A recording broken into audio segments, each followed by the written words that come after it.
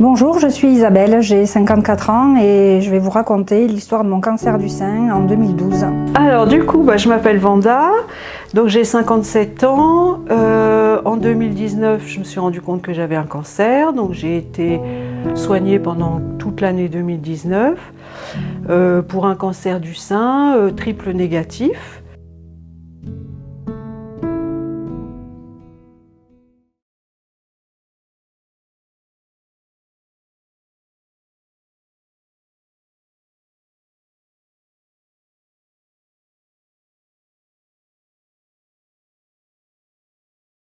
Alors tout a commencé alors que j'étais très fatiguée depuis de nombreux mois. Et puis un jour, je me suis dit non, c'est pas possible, il y a quelque chose qui va pas. Une amie à moi venait d'être diagnostiquée d'un cancer du sein. Elle m'a dit qu'elle avait la peau de son sein qui se rétractait par endroits et que c'était effectivement le signe d'une tumeur. Et je me suis rendu compte que j'avais également ce signe. Je m'en souviens très bien, c'était un dimanche soir, je me prenais ma douche et je me suis rendu compte que j'avais une boule, enfin un truc bizarre sous le sein. J'étais suivie régulièrement puisqu'on est dans une famille, je suis d'une famille où quasiment toutes les femmes ont un cancer du sein. Donc j'avais en tête que ça pourrait m'arriver un jour, c'était pas... Donc ni une ni deux, je suis partie faire une mammographie chez mon radiologue de moi-même, sans ordonnance. Et effectivement, j'avais des microcalcifications nombreuses, ce qui a déclenché ensuite le diagnostic plus précis et le traitement. Tout de suite, le lundi matin, j'ai appelé le centre de radiologie. Ils m'ont donné un rendez-vous 3 mois plus tard. J'aurais dit non, pas 3 mois plus tard, je viens dans la semaine tout de suite. Et comme ils me connaissaient, mon dossier était là-bas. Donc ils m'ont pris tout de suite, hein. Ils ont été super, ils m'ont pris peut-être le mardi, vraiment très rapidement. Donc là, j'ai fait une mammo et tout de suite la radiologue m'a dit bon écoutez, rhabillez-vous, si vous pouvez attendre 10 petites minutes et puis je vous passe après une autre patiente et je vous fais tout de suite une biopsie. Donc j'ai compris que biopsie... Donc quand je suis arrivée à l'oncopole avec ma mammographie, il a été programmé très rapidement une biopsie au mammotome. Voilà, donc ça a eu lieu quelques jours après. Et effectivement, c'est l'ANAPAT, finalement, l'analyse de cette biopsie qui a confirmé le diagnostic du cancer. Je crois que ça prend à peu près une semaine, je ne me souviens plus exactement pour avoir le résultat exact.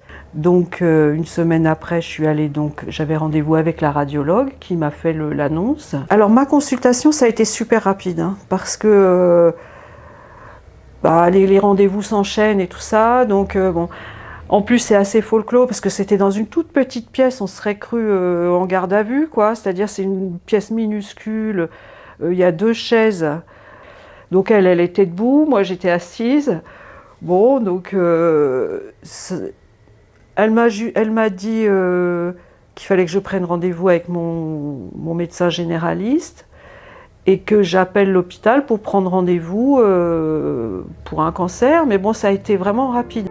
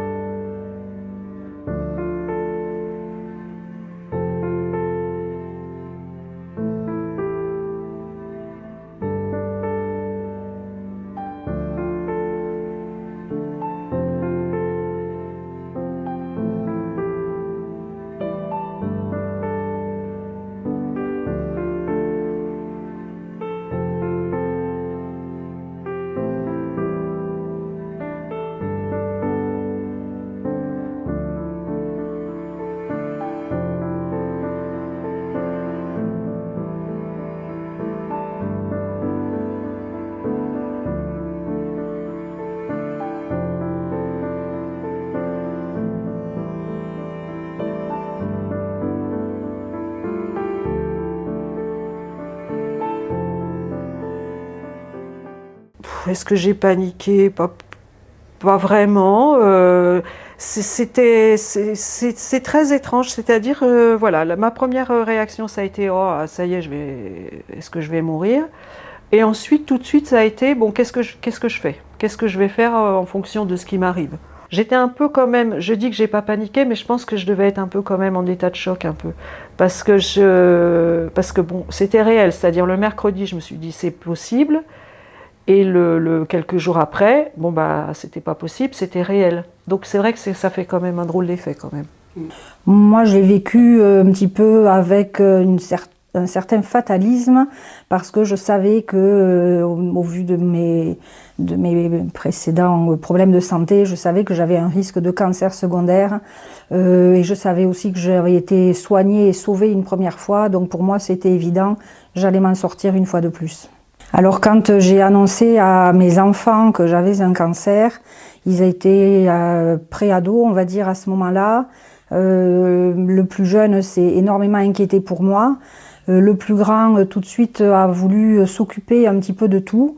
Donc globalement, ils avaient quand même une attitude, voilà, ils étaient quand même pas effondrés. Et moi, par contre, je me souciais beaucoup de comment ils allaient vivre cela et comment j'allais organiser ma vie pendant les traitements que je savais allaient être lourds.